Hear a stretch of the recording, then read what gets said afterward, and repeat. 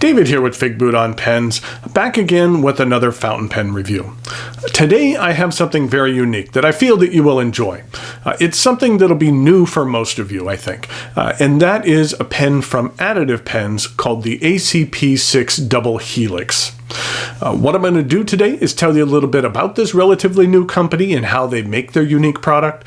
I'll go over the parts and features of the Double Helix, talk about what I care for and what I don't care for. I'll show some measurements, size comparisons, and provide a writing sample. Thanks go out to Additive Pens for providing this pen for review. On a side note, I will be at the Atlanta Pen Show coming up here soon. It's my first show of the year, and I'm very much looking forward to it. Atlanta is a fantastic show. If you're planning to attend and see me walking around, make sure to say hi. I'd love to hear from you. Additive Pens is a fairly new brand, and they specialize in 3D printed fountain pens. Now, I've seen a number of 3D printed pens before, and typically they don't look so hot. There's a distinct look and feel to them. Yoshi from Pen 18111 makes a very cool 3D printed pen that looks a lot like stone. But Additive Pens really raises the bar in regard to what is capable with 3D printing. The name additive is derived from the term additive manufacturing, which is another term for 3D printing. The company is run by Andre Tunkiel and Jerry Tong. Andre, who is based out of Norway, creates the designs, and Jerry, who is in Michigan, manages all of the production. The majority of the production actually takes place in Canada, so this is truly an international organization. And this is what their pen looks like. This is the ACP6 Double Helix. ACP stands for Additive Collaboration Projects, which is the official business name of the company, and this is the 6th iteration of this model. There are 4 different models currently in production, 3 of which are this size, with the only difference between them being the shape of the ink chamber. The ink chamber here is in a double helix pattern, hence the name of the pen. There are 2 other ones called ribbon, and also there is the inverse ribbon. There is also a brand new model called the short barrel pen, which is essentially this double helix model here, but with a much shorter barrel. The cap and section are actually made from a clear acrylic resin and created on a CNC machine, and then the barrel is 3D printed. Even though the 2 halves were produced in different processes, I don't feel that there's much difference between the look and the feel of the halves. It doesn't feel like it's mismatched. Now, these barrels aren't produced on a small desktop 3D printer. They are made on industrial machines that can cost up to $200,000, and the raw resin material is significantly more expensive than traditional resins. Additive works with local machine shops and 3D printing companies to rent time on these industrial machines. The benefit of using these high-quality machines is evident. There is a high amount of clarity in this barrel that can't be replicated with desktop 3D printers. Now, up close, you can just barely make out the layers of the material, but with the naked eye, I really find it to be indistinguishable. Once the printing process is complete, the material is actually sanded and then polished, and you can see that it's very clear. I took these pictures before I even inked up the pen, so you'd have a better look at the barrel design. Let's start by taking a look at the end of the cap. On the finial, it's engraved with the Additive Pens logo, and you can see the threads which actually hold it onto the cap. Now, I'm actually able to unscrew this. It's not at risk of coming off on its own, I believe, but it can be removed. And while it would be nice to have this affixed with adhesive, since everything here is transparent, I'm not sure if you would kind of see the adhesive and it'd be a little bit unsightly. Maybe that's why they haven't glued it, but it's not coming off on its own. Then there is a bit of solid piece of acrylic with a little indentation where the drill bit was used to core out the cap. The cap is straight and clipless, and then on the side there is a small breather hole that's pretty unobtrusive. This line here is actually basically a stop where the end of the section can't pass in order to prevent you from over-tightening the cap.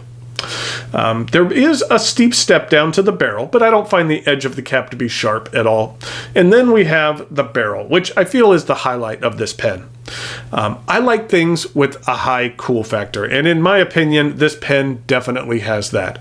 I just love seeing the ink in this double helix design. I have a purple ink in right now, but you could really change the look of this entire pen just by changing the color of the ink that you use. It looks just as cool without ink, but you can see here that when you spin it back and forth, the material has some really neat movement. The barrel is straight and rather long, and then the end is rounded and smooth. The cap twists off, and I will say that this cap is rather long. It does add a bit of length to the pen. And underneath, we have this number 6 steel Jowo nib. It is available in fine, medium, broad, a 1.1 and 1.5 stub.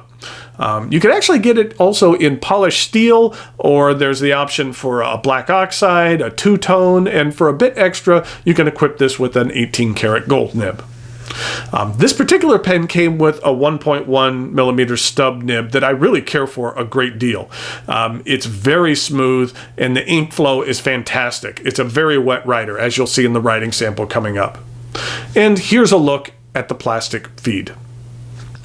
The section begins with a flare, and it's a decent size to accommodate a wide variety of grips.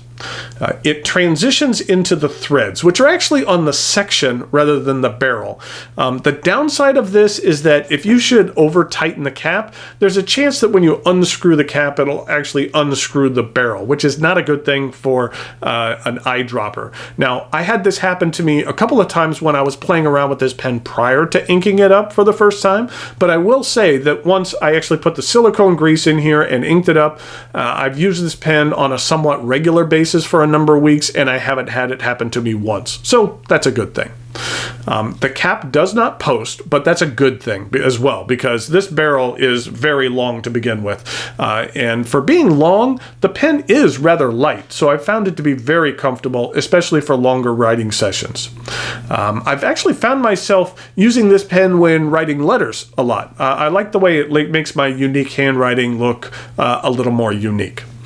I've mentioned this during my Q&As, but when I show some of my mail during the Q&As, but feel free to drop me a letter. My mailing address is in the notes below, and I commit to you that if you write, then I will write you back. It gives me an excuse to use my pens more and play with wax seals.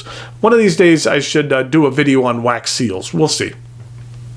Now, something I would change about this design is there is an O-ring right at this particular point, the transition between the section and the barrel. Now, it is necessary to ensure that there's a tight seal and no ink leaks out, but it's rather exposed and visible.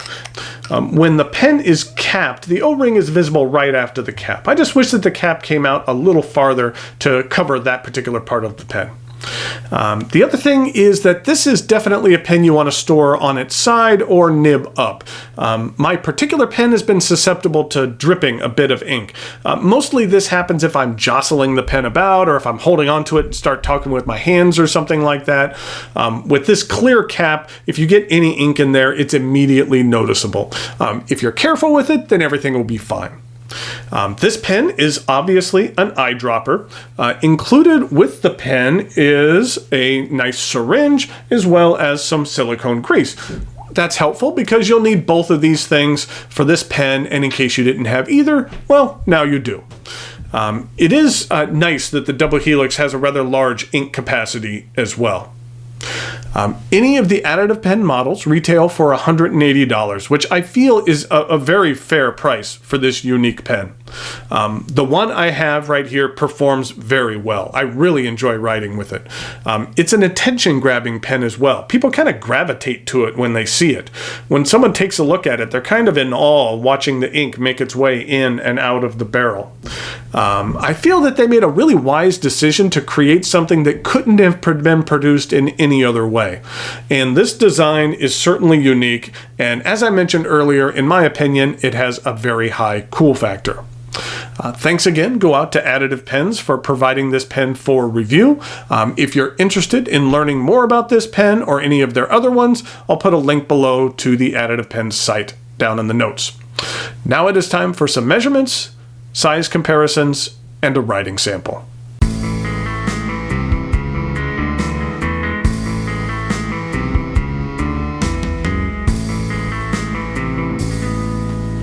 Here we go with some size comparisons for the Additive Pens ACP6 Double Helix. It doesn't have a roll stop, so I kind of need to hold on to it. But in regard to some other rather large pens, here it is with a Classic Pens LB5. Here it is with a TWSBI Diamond 580. And then here it is with a Franklin Christoph Model 66. And in regard to some other pens, here it is with a Lamy 2000, a Lamy All-Star, and then a Sailor Pro Gear. You can see it's a fairly large pen. So here we go with the writing sample for the Additive pens.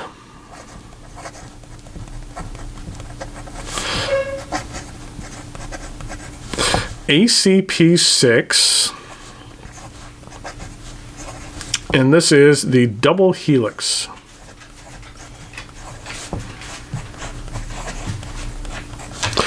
This is a 1.1 stub, and the ink that I'm using today is Birmingham pens.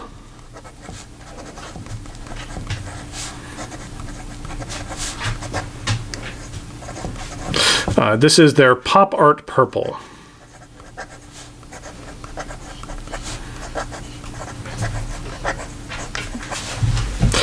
This is what the ink looks like. This is actually one of my favorite purples. It's the Andy Warhol Pop Art Purple. All of Birmingham's inks are named after prominent places or people that have to do with the Pittsburgh area. And here's what that ink looks like in comparison to the Pilot Iroshizuku Murasaki Shikapu, as well as the Mont Blanc Beetles Psychedelic Purple. So they're all kind of in the same general family. But this one just has a little more saturation, and I like it. This is what the bottle looks like. It's a nice bottle, and the Birmingham makes some very good inks. And in regard to a writing sample,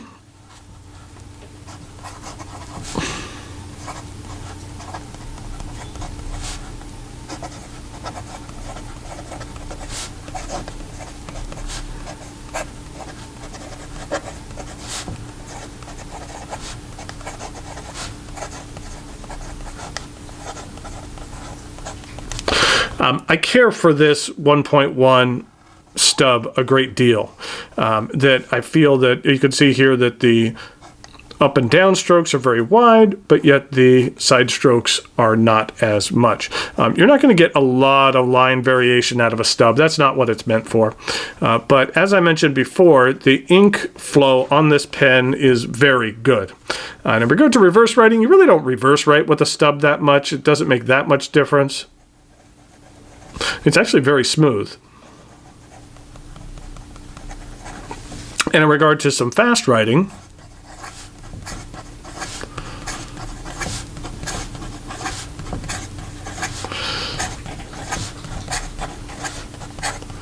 there's no issue whatsoever. As I said, this is a very wet writer, and the feed has no problems in keeping up. So there we have the Additive Pens ACP6 Double Helix. This is a pen that I recommend very highly. I think it is very unique. I think that it's well manufactured, and it just looks downright cool. And then, addition to that, I think it's kind of neat that you could put whenever you put whatever ink in here, you really change the look of this pen. If you want a green pen, put some green ink in it. If you want a blue pen, put some blue ink. And it's something that's very distinctive. So until next time, thanks for watching, and I'll talk to you later.